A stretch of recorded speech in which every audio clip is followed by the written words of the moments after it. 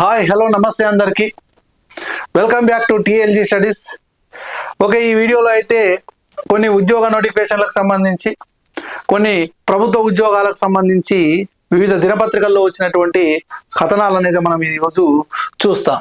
Okay, ముఖ్యంగా అర్ధ గణాంక శాఖలో కొత్తగా 166 పోస్టులు ప్రభుత్వం ఉత్తర్వులు జారీ చేయడం జరిగిందని అంట. అర్ధ గణాంక శాఖ అంటే ఇక్కడ స్టాటిస్టిక్స్ సంబంధించినటువంటి డిపార్ట్మెంట్లో స్టాటిస్టిక్స్ సంబంధించినటువంటి డిపార్ట్మెంట్లో 166 పోస్టులను మంజూరు చేయడము జరిగింది.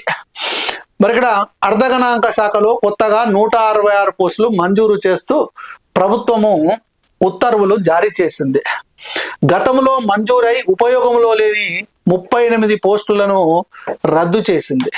కొత్తగా మంజూరైనటువంటి 166 పోస్టుల్లో chief planning officer 12, assistant director 12, statistical officer 46, deputy statistical officer 64, superintendent 5, senior assistant or senior accountant 4, junior assistant 23 పోస్టులు ఉన్నాయి. ఈ మేరకు ఆర్థిక శాఖ ముఖ్య కార్యదర్శి సందీప్ కుమార్ సుల్తానియా ఉత్తర్వులైతే జారీ చేయడము జరిగింది. ఇది స్టాటిస్టిక్స్ సంబంధించినటువంటి డిపార్ట్మెంట్లో. మరి దీనికి సంబంధించినటువంటి అర్హతలు ఏంటివి, ఇవన్నిటిని నేను తర్వాత వీడియోలో అయితే మీకు తెలియజేస్తాను. సమాచార శాఖలో 150 పోస్టుల భర్తీకి అనుమతి అని ఇక్కడ ఇవ్వడం జరిగింది. సమాచార ప్రసార శాఖలో అవుట్సోర్సింగ్ పద్ధతిలో 150 పోస్టుల భర్తీకి ఫైనాన్స్ డిపార్ట్మెంటు అనుమతి ఇచ్చింది. దీనికి సంబంధించినటువంటి ఉత్తర్వులను finance principal secretary Sandeep Kumar Sultania గురువారము జారీ చేశారు. ఇందులో జిల్లా డిపిఆర్ఓ ఆఫీసుల్లో పిఆర్ఓలు, కెమెరామెన్స్, ఫోటోగ్రాఫర్లు, ట్రాన్స్లేటర్లు, సమాచార టెక్నీషియన్స్, డేటా ఎంట్రీ ఆపరేటర్లు, office subordinate, publicity assistant PRO పోస్టులు ఉన్నాయి.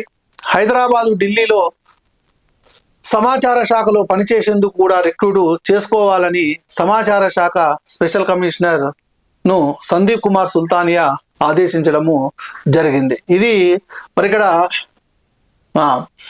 ఈ సమాచార శాఖకు సంబంధించి అంటే ఇది అంతా మొత్తము ఈ ప్రెస్ నోట్లకు సంబంధించి, అదేవిధంగా పత్రికలకు ఇన్ఫర్మేషన్ ఇవ్వడం కోసమని ఇది ఒక ఆఫీస్ ఉంటుంది, డిస్ట్రిక్ట్ కలెక్టరేట్లో ఉంటుంది.